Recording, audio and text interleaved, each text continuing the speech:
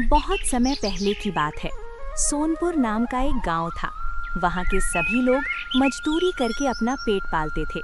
उनकी जिंदगी में सिर्फ एक ही काम था, दिन भर मेहनत करना और शाम को शौकत अली के ढाबे पर देसी चिकन तंदूरी खाना। पूरे गांव में बल्कि पूरे शहर में सिर्फ एक ही ढाबा था जो देसी चिकन तंदूरी के लिए मशहूर था, शौकत अली का ढाबा। लोग ढाबे पर आते जरूर थे, लेकिन हमेशा शौकत अली से डरते थे, क्योंकि उसकी जुबान गरीब लोगों के सीधे दिल पर लगती थी। क्यों रे, जब तेरे पास पैसे नहीं हैं तो ढाबे पर क्यों आया? अपने बच्चों को बोल सूखा चावल खाएं, शौकत अली के ढाबे का चिकन तंदूरी नहीं। साले सुबह सुबह मेरा दिमाग खराब करने चले आते हैं। जब तेरे पास पैसे ना हो तो शौकत अली के ढाबे पर दिखाई मत दिया कर। अरे मालिक, बस मेरे पास तो पूरे पैसे हैं, लेकिन बच्चों की फीस देनी है, इसलिए थोड़ा पैसा उधार ले लो। आज बच्चे का जन्मदिन है, मैं चाहता हूँ कि उसे उसकी मनपसंद चीज से खुश कर दूं। क्या बोल रहे? गरीबों में भी जन्मदिन मनाने लगे क्या? अरे तुम सब पहले अपनी फटी हुई बनियान ठीक कर लो, फिर जन्मदिन मनाना। मालिक देख लेना, आपका यहाँ का घमंड एक दिन आपको डुबो देगा, या फिर कोई गरीब आपकी इस घमंड की बद्दुआ का असर महसूस कराएगा और हमारा मसीहा बनकर खड़ा होगा, जो हम गरीबों की मदद करेगा और हमें हमारी मनपसंद चिकन तंदूरी खिलाएगा। ठीक है, अपना मसीहा कहीं जाकर ढूंढ। यहाँ पर दिमाग मत खराब कर। ग्राहक आने वाले हैं, इससे पहले यहाँ से निकल जा। ऐसे ही वो रोज ग्राहकों से उल्टी सीधी बातें करता, लेकिन ग्राहक मजबूर होकर उसके ढाबे पर ही खाने आते। धीरे धीरे समय बीतता गया और फिर एक दिन गांव का विजय शौकत अली के ढाबे पर गया। देखो देखो, ये विजय है। भाई वाह, ये लड़का तो बस मेरे ढाबे की हवा में उड़ने आया है। काम नहीं करेगा, बस सिर पकड़कर बैठ जाएगा और दूसरों का खाना खाएगा। मालिक, मैं सच में काम करना चाहता हूँ। पापा आपके ढाबे पर काम करते थे, मैं भी मेहनत करूंगा, बस मौका दीजिए। मौका? मौका? ये गरीब लड़का मौका मांगेगा? सुनो सब लोग, ये लड़का बस ढाबे की बदनामी करने आया है। देखो कैसे हाथ जोड़कर भी ठगी करने की कोशिश कर रहा है। अरे मालिक, ये तो बस काम मांग रहा है। ये काम नहीं करेगा, ये बस मेरी चिकन तंदूरी खाएगा और फिर भाग जाएगा। देखो सब लोग, ये है भविष्य का ढाबे विरोधी। अगर इसे मेरे ढाबे में देखा तो समझ लेना मैं इसे भगा दूंगा। मालिक, भला आप क्या समझते हैं? मैं सिर्फ काम मांग रहा हूँ और आप सबके सामने मुझे बदनाम कर रहे हैं। क्या मैं आपके ढाबे पर काम नहीं कर सकता? क्या मैं आपकी मेहनत का आदर नहीं कर सकता? ओ, आदर आदर से पेट नहीं भरता बेटा। गरीब लड़कों के आदर से कोई बर्तन नहीं चमकता। अब यहाँ से हटो, नहीं तो मैं तुम्हारे लिए ढाबे के सारे चिकन का चम्मच अपने आप उठवा दूंगा। ठीक है मालिक, मैं आज यहाँ से चलता हूँ, लेकिन याद रखिए, एक दिन मैं दिखाऊंगा कि गरीब भी अपनी मेहनत से कुछ कर सकते हैं, और फिर मैं आपके ढाबे पर वापस आऊंगा। तभी नहीं जब आप बुलाएं, बल्कि जब मैं खुद यहाँ का राजा बन जाऊंगा। देखो, ये अपना राजा बनने की तैयारी कर रहा है। ओ बेटा, पहले तो अपना बस्ता संभालो और यहाँ से भागो, वरना मैं तुम्हें सड़क पर भी बदनाम कर दूंगा। आज भगा दिया, लेकिन ये शुरुआत है। शौकत अली चाहे जितना गुस्सा करें, एक दिन देखेंगे यही ढाबा और यही चिकन तंदूरी मेरी मेहनत से सबका पसंदीदा बन जाएगा, और वो दिन दूर नहीं। इतना बोलकर तुरंत विजय अपने घर आता है और फिर उसकी माँ उसका उदास चेहरा देखकर पूछ पड़ती है, विजय बेटा, क्या हुआ? इतना उदास क्यों है? माँ, मैं काम मांगने गया था शौकत अली के ढाबे पर, लेकिन उसने मुझे सबके सामने बदनाम कर दिया, मुझे भगा दिया, मुझे नीचा दिखाया। ओह बेटा, मैं समझ सकती हूँ, पर सुनो, तुम्हारे पापा की एक ख्वाहिश थी। ख्वाहिश? कौन सी माँ? तुम्हारे पापा चाहते थे कि उनके लिए एक ठेला हो, सिर्फ एक ठेला जिस पर लिखा हो देसी चिकन तंदूरी वाला। वो अपने सपने को पूरा करने वाले थे, पर जब वक्त आया तो वो हम सबको छोड़कर चले गए। माँ, तो अब यही राह मेरी है। अब मैं इसे पूरा करूंगा। मालिक चाहे जैसा भी करे, मुझे काम नहीं देगा, मुझे भगा देगा, लेकिन मैं अपने पापा का सपना पूरा करूंगा। मैं मेहनत करूंगा और एक दिन वो ठेला और ढाबा सबका पसंदीदा बन जाएगा। बस बेटा, यही सही सोच है। मेहनत कर, जिद दिखा, और याद रखो, तुम सिर्फ अपने लिए नहीं, अपने पापा के लिए और अपने परिवार के लिए भी कर रहे हो। जब तुम मेहनत करोगे तो कोई भी तुम्हें रोक नहीं सकता। हाँ माँ, अब मैं पीछे नहीं हटूंगा। चाहे दुनिया मुझे बदनाम करे, चाहे शौकत अली मुझे भगा दे, मैं अपने पापा का सपना पूरा करूंगा। मैं देसी चिकन तंदूरी वाला ठेला और ढाबा बना दूंगा जो सबको पसंद आएगा। बिल्कुल बेटा, अब मेहनत शुरू करो, समय तुम्हारा इंतजार कर रहा है। विजय ने गहरी सांस ली, अपनी जिद और हिम्मत को संजोते हुए, और ठान लिया अब सिर्फ सपने के पीछे भागना ही उसका मकसद था। वो तुरंत घर से निकल पड़ा और गांव की राय साहब के पास गया, जो उसके पिता का दोस्त था। नमस्ते राय साहब, मैं विजय आपके पास कुछ काम मांगने आया हूँ। अरे विजय, तुम्हारे पापा की याद आ रही थी। बैठो बेटा, क्या बात है? राय साहब, मैं बस इतना चाहता हूँ कि मैं अपने पापा का सपना पूरा करूँ। पापा चाहते थे कि उनके लिए एक ठेला हो जिस पर लिखा हो देसी चिकन तंदूरी वाला, और मैं यही सपना पूरा करना चाहता हूँ। लेकिन पैसे नहीं हैं, इसलिए मैं कुछ काम करना चाहता हूँ, कोई भी काम, ताकि पैसे जमा कर सकूं। ओ बेटा, तुम्हारे पापा की ख्वाहिश मैं जानता हूँ। वो हमेशा कहते थे कि मेहनत और ईमानदारी से ही आदमी कुछ बड़ा कर सकता है। तुम्हारे लिए खुशी की बात है कि तुम अब उनकी राह पर चलना चाहते हो। राय साहब, बस मुझे मौका दीजिए, मैं पूरी मेहनत करूंगा। मैं नहीं चाहता कि कोई भी कहे कि विजय ने झूठ बोला या काम नहीं किया। मैं अपने पापा का सपना सच करना चाहता हूँ। बेटा, तुम्हारे पापा की ईमानदारी और मेहनत मुझे याद है। ठीक है, मैं तुम्हें काम देता हूँ। मेरे खेत में रोज सुबह आओ, मेहनत करो, और जो पैसा मिलेगा उसी से तुम्हारा ठेला शुरू करने का सपना पूरा होगा। धन्यवाद राय साहब, मैं कभी आपका भरोसा नहीं तोड़ूंगा। मैं कड़ी मेहनत करूंगा और अपने पापा का सपना पूरा करूंगा। विजय उस दिन राय साहब के यहाँ से लौटा तो उसके कदम जमीन पर थे, लेकिन दिल आसमान में उड़ रहा था। चेहरे पर मुस्कान थी, जैसे दुनिया की सारी परेशानियां उससे दूर हो गई हों। घर पहुंचते ही माँ ने पूछा, क्या बात है बेटा, आज चेहरे पर इतनी बड़ी बड़ी मुस्कान क्यों? माँ, राय साहब ने काम दे दिया। रोज खेत पर जाकर मेहनत करूंगा और जितना पैसा मिलेगा उसे ठेले के लिए जमा करूंगा। बस अब सिर्फ मेहनत और सपना।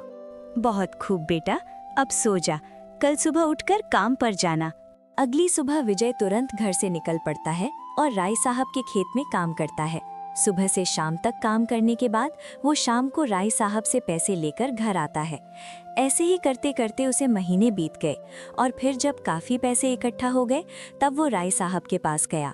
राय साहब, अब मैं ठेला लेने के लिए तैयार हूँ। आपने जो साथ दिया मैं कभी नहीं भूलूंगा। अब मुझे अपने सपने के अगले कदम बढ़ाने हैं, इसलिए अब मैं काम छोड़ना चाहता हूँ। बेटा, यही तो मेरे दोस्त का खून है। लाख मुश्किलें आए पर सपने से धोखा ना दो। जा, अपने पापा का सपना पूरा कर। और हाँ, जब पहला तंदूरी चिकन बने तो एक प्लेट मेरे लिए अलग रखना। पूरी प्लेट नहीं राय साहब, पूरा ठेला आपको समर्पित रहेगा उस दिन। चलो ठीक है बेटा, बेस्ट ऑफ लक। जाओ अब। वो तुरंत झटपट घर आता है, घर जाकर रखे हुए पैसे को लेता है और फिर बाजार निकल जाता है। बाजार जाकर मसाले खरीदता है और फिर एक नया ठेला खरीदकर घर आता है। घर आकर वो अपनी माँ के साथ मसाले बनाता है। मसाला बन जाने के बाद वो कासिम भाई के पास जाता है। भाई, मैं पापा का सपना पूरा करने आया हूँ। मैं ठेला लगाने वाला हूँ, देसी चिकन तंदूरी वाला। मुझे आपकी मदद चाहिए। अच्छा चिकन चाहिए और भरोसे का साथ? अबे सुन, रघुनाथ भैया के बेटे को मदद नहीं दी तो मैं कासिम क्या सिर्फ सिम कहलाऊंगा? चिकन मेरे से ही लेगा तू, ताज़ा, बढ़िया, चर्बीदार, और दाम तेरे लिए आधा, समझा? आधा। आधा भाई, ये तो बहुत ज्यादा मदद हो जाएगी। ज्यादा तब होता जब तू मुफ्त मांगता। चिकन की भी इज्जत होती है जनाब, लेकिन तेरे बाप का सपनों वाला ठेला है, इसलिए हम भी पूरी इज्जत से साथ देंगे। भाई आप देखना, गांव में सबसे पहली तंदूरी चिकन मैं आपको खिलाऊंगा। वो तो मैं खा ही लूंगा, पर याद रखना, ठेले पर लिखवाना रघुनाथ का सपना, विजय की मेहनत, ताकि लोग जाने कि बाप का नाम सूरज जैसा होता है जिससे बेटा रोशन होता है। और एक दिन शौकत अली तक लाइन में खड़े होंगे मेरी तंदूरी खाने के लिए। इतनी बात कर विजय कासिम से चिकन लेकर घर आता है और फिर घर पर आकर उसे मसाले लगाकर अच्छे तरीके से तैयार करता है। तैयार करने के बाद वो अपना ठेला गांव के चौपाल पर लगा देता है। चिकन तंदूरी की महक ऐसी थी कि जैसे उसके पिता पहले मालिक के ढाबे पर बनाते थे। लोगों के पास जैसे ही महक पहुंची, लोग दौड़े दौड़े उस ठेले पर पहुंच गए। अरे विजय, ये तूने कौन सा नया खेल कर दिया रे? अभी तो कल ही खेत में काम करते देखा था और आज इस चौपाल पर ठेला लगाकर देसी चिकन तंदूरी वाला बन गया। लेकिन मानना पड़ेगा, ऐसी खुशबू तो आज से पहले कभी आई ही नहीं इस गांव में। पूरा पेट अभी से मचल रहा है कि एक प्लेट मिल जाए तो बस दिल खुश हो जाए। लेकिन एक बात बताओ, ये मसाले की खुशबू कहाँ से आई रे? क्या शहर से लाया है या तेरा कोई गुप्त नुस्खा है जो तू छुपा रहा है? भैया, मसाला हो या मेहनत, सब इसी गांव की है। शहर की चीजें थोड़ी ना है। एक एक दाना मसाला इस ठेले में उसी हिसाब से डाला है जैसे मेरे पापा डालते थे। उनका सपना था कि एक दिन ठेला लगे, तंदूरी बने और लोग कहें रघुनाथ का चिकन सबसे बढ़िया। मैं तो बस वही सपना पूरा करने निकला हूँ। पहले एक निवाला खाइए, फिर पूछिए मसाले का राज। जब स्वाद जुबान पर नाचेगा, राज अपने आप बता देगा कि इस तंदूरी में सिर्फ मिर्च मसाला नहीं, बाप का आशीर्वाद भी मिला हुआ है। देख विजय, हमने तो शौकत अली के ढाबे का चिकन भी खा रखा है। उसके सामने टिक गया ना तो मान लेंगे कि रघुनाथ का बेटा सच में बाप का नाम रोशन करेगा, वरना लोग हंसेंगे कि काम छोड़ के ठेले पे आ गया। लेकिन चलो, आज तेरे सपने का स्वाद चखते हैं। लगा एक प्लेट। राज कभी जुबान से नहीं बताया जाता भैया, दिल से महसूस किया जाता है। जब आप खाएंगे तो आपको लगेगा कि ये सिर्फ चिकन नहीं, मेहनत की आग में तप कर निकला हुआ सपना है। बैठो, प्लेट लगा रहा हूँ। इतना बोलकर विजय प्लेट लगा देता है और फिर वो जैसे ही चिकन तंदूरी को खाते हैं बोल पड़ते हैं। विजय, ये तो गजब है रे। ऐसा स्वाद तो कभी किसी ढाबे में नहीं खाया। मसाले का ऐसा जोर और नरमी, बाप रे, कहाँ से लाया ये हुनर? हुनर वहां से आया जहां हर बाप अपने बेटे को कुछ ना कुछ सिखाता है। मेरे बापू ने मुझे यही सिखाया। लोगों के पेट का रास्ता उनके दिल से होकर जाता है। मैं बस बापू की छोड़ी हुई खुशबू दोबारा फैला रहा हूं ताकि लोग उनका नाम याद रखें। एक एक प्लेट और लगाना विजय, घर लेकर जाना है। रघुनाथ चाचा जिंदाबाद, विजय का चिकन सबसे बढ़िया। विजय के ठेले के आगे लाइन लग गई। हर कोई बस चखना चाहता था और हर प्लेट के साथ विजय के चेहरे पर बाप का सपना और ज्यादा चमकने लगा। धीरे धीरे कर विजय का सारा चिकन तंदूरी बिक जाता है, लेकिन उधर शौकत अली के ढाबे पर एक भी ग्राहक नहीं जाता। ये देखकर शौकत अली बौखला जाते हैं। अरे ओ सोनपुर के नामुराद लोगों, कहाँ मर गए सब के सब? एक भी आदमी मेरे ढाबे पर दिखाई नहीं दे रहा है। लगता है सबकी किस्मत खुल गई। क्या सबने अमीरों की तरह तंदूरी मुर्गा खाना शुरू कर दिया? अरे रे, जब मेरे चिकन तंदूरी से पेट भरता था तब तो बड़े बड़े नखरे करते थे। इतना सोचकर शौकत अली ढाबे से घर चले जाते हैं और फिर दूसरे दिन विजय कासिम के पास जाता है, चिकन लाता है और उसे अच्छे तरीके से बनाकर फिर ठेला गांव के चौपाल पर लगा देता है। लोग आते हैं, चिकन तंदूरी खाते हैं और उसकी प्रशंसा करते हैं। तभी शौकत अली उधर से जा रहे होते हैं और गांव में नया ठेला देखकर रुक जाते हैं। ओए विजय साले, 2 दिन में क्या तेरी चड्डी सिल गई जो तू भी मेरे सामने ठेला लगाकर बैठ गया? कल तक उधार के पैसों पर चिकन खाता था और आज लोगों को खिलाएगा? तेरी औकात है क्या रे? तेरे जैसे नालायक को तो मैं अपने ढाबे के बर्तन मांजने भी ना रखूं और तू मेरे धंधे पर वार करेगा। साले सोनपुर का राजा समझने लगा क्या खुद को? देख ले, ये गांव भी मेरा, ये ग्राहक भी मेरे। तेरी ये ठेले वाली दुकान ना 2 दिन में ऐसी फटेगी जैसी तेरी फटी बनियान। मेरी आंखों के सामने मसीहा बन रहा है। चुपचाप अपना ठेला उठा और निकल ले यहाँ से, वरना ऐसी लात मारूंगा ना कि सोनपुर की सीमा के बाहर जाके गिरेगा, समझा? शौकत अली से पंगा लेने वाले का यही अंजाम होता है। कंगाल आया था, कंगाल ही जाएगा। शौकत अली, जबान संभाल कर बात कीजिए। गरीब होना गुनाह नहीं होता, लेकिन गरीबों का मजाक उड़ाना बहुत बड़ा गुनाह है। कल तक मैं आपके ढाबे पर इसलिए जाता था क्योंकि पूरा गांव मजबूर था, पर आज हम मजबूर नहीं रहे। आपने कभी किसी की इज्जत नहीं की, न ग्राहकों की, न इंसानियत की। विजय, तू समझ क्या रहा है खुद को? एक छोटा सा ठेला लगाकर मेरी बरसों की मेहनत पर पानी फेर देगा? तेरे अंदर इतना भी दिमाग नहीं है कि किससे भिड़ रहा है तू। इस गांव में अगर किसी ने तंदूरी का नाम सुना है तो वो सिर्फ और सिर्फ शौकत अली की वजह से। तेरी औकात तो ये थी कि तू मेरे दरवाजे पर खड़ा होकर कहता, मालिक उधार दे दो, बच्चे भूखे हैं। और आज तू उन्हीं बच्चों के नाम पर मुझे नीचा दिखाने आया है। ये मत भूल, जिस दिन मैंने आग बुझा दी ना, तेरी सारी हीरोपंती धुएं में उड़ जाएगी। मालिक, आपकी आग से हमने हमेशा सिर्फ 2 चीजें देखी, एक चिकन तंदूरी और दूसरा गरीबों की जलती हुई इज्जत। आपने कभी ग्राहक नहीं देखा, हमेशा मजदूर देखा, नौकर देखा, भीगा हुआ नोट देखा, पर कभी इंसान नहीं देखा। हम आपकी गालियां इसलिए सहते रहे क्योंकि हमें पेट की आग बुझानी थी, पर आज ये ठेला सिर्फ खाना बेचने के लिए नहीं लगा है, ये गरीबों की इज्जत बेचने के लिए नहीं झुकेगा। ये ठेला खड़ा हुआ है ताकि कोई गरीब अपनी पसंद का खाना खा सके बिना आपकी जहरीली बातों के। अब आपकी आग डराएगी नहीं मालिक, हमारी आग चमकेगी। वाह रे वाह, बड़े बड़े भाषण देने की कला आ गई है। लगता है रात भर यही सोचता रहा होगा कि सुबह जाकर मालिक को कैसे जवाब दूंगा। पता है विजय, इस दुनिया में दान पुण्य की बातें सिर्फ वही करता है जिसके पास देने को कुछ नहीं होता। तुझे लगता है ये लोग तेरे साथ रहेंगे, तेरी तंदूरी खाएंगे? मेरे ढाबे की खुशबू से ही इनके मुंह में पानी आ जाता है। तेरी कढ़ाई में तो अब तक तेल भी गर्म नहीं हुआ होगा और तू मुझे टक्कर देने की सोच रहा है। तेरी औकात है क्या? ये ठेला कुछ ही दिनों में कबाड़ में बिकेगा और तू वहीं वापस आएगा जहां था, मेरे ढाबे के बाहर। हो सकता है मालिक मैं गिर जाऊं, हार जाऊं, पर अब आपके पैरों में नहीं गिरूंगा। आप सही कह रहे हैं, मेरे पास देने को ज्यादा कुछ नहीं है, लेकिन दिल है, इज्जत है, मेहनत है और सबसे बड़ी बात, गांव वालों का दर्द समझने की समझ है। आपने सालों तक इन्हें खाना दिया, पर हर निवाले में इन्हें अपमान खिलाया। मैं कमाऊंगा कम, कमाऊंगा धीमे, पर हर प्लेट में इज्जत दूंगा। और मालिक, इज्जत बेचने वाला धंधा ज्यादा दिन नहीं चलता। याद रखना विजय, इस गांव में नियम वही चलता है जो मैं बनाता हूं। अगर तू इस ठेले पर बैठ गया तो मैं तेरी जिंदगी इतनी मुश्किल कर दूंगा कि तू खुद ही भाग जाएगा। तेरे सामने आने वाले हर ग्राहक को मैं रोकूंगा, हर सप्लायर को धमकाऊंगा, और अगर कोई तेरे पास खड़ा भी हुआ ना तो उसकी भी शामत आ जाएगी। मैं तेरे इस सपने को इसी सड़क पर रौंद दूंगा। शौकत अली को चुनौती देने वाला आज तक पैदा नहीं हुआ। मालिक, धमकी देकर आप सिर्फ डरपोकों को झुका सकते हैं, और आज गांव के गरीब लोग डरपोक नहीं रहे। आप कहते हैं कि आपके खिलाफ खड़ा होने वाला कोई पैदा नहीं हुआ, तो समझ लीजिए आज वो पैदा हो गया।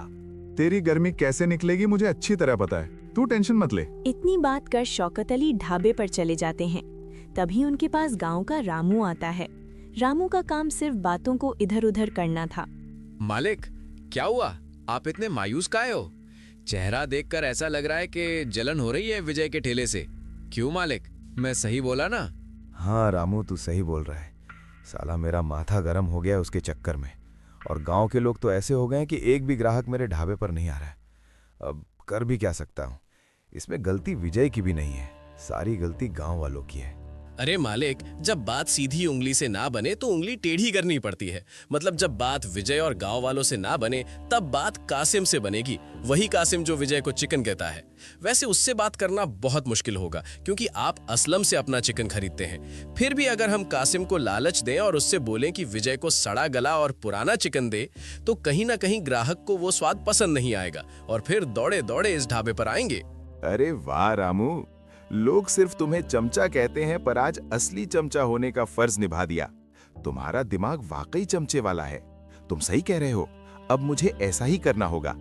इतनी बात कर तुरंत शौकत अली कासिम की दुकान की तरफ निकल पड़ते हैं और थोड़ी देर में कासिम की दुकान पर पहुंच जाते हैं। तुम्हारा क्या हाल है? चेहरा देखकर ऐसा लग रहा है जैसे तुम्हें किसी चीज की दिक्कत है। जिस चीज की दिक्कत मुझे है तुम्हें पता है, फिर भी मैं तुम्हारे पास आया हूँ। मेरी मदद करो। देखो, मैं बहुत दिन से ढाबा चला रहा हूं। अगर अचानक ढाबा बंद हो जाए तो कितनी बदनामी होगी। मैं तुम्हें पैसे दूंगा, तुम्हारे चिकन के 2 गुना पैसे दूंगा। बस तुम विजय को सड़ा गला चिकन देना शुरू कर दो। आपको क्या लगता है मैं थोड़े से पैसे के लिए अपना ईमान बेच दूं? अरे विजय के पिता ने ही मेरी दुकान खुलवाई थी, उनका एहसान है चुकाने का। और आप हमसे कहते हैं कि विजय को सड़ा गला चिकन दें। समझ नहीं रहे हो, एहसान ताउम्र नहीं जीना चाहिए, समय आने पर बदल जाना चाहिए। अभी तुम्हारा वक्त बदलने का है, समझ लो मेरी बात। पैसे दूंगा, 2 गुना दूंगा। एहसान? वो भी तुमसे? कभी नहीं मालिक, बदलना तुम्हें आता होगा, मुझे नहीं। मैं आपकी मदद नहीं कर सकता, आप यहाँ से चले जाएं।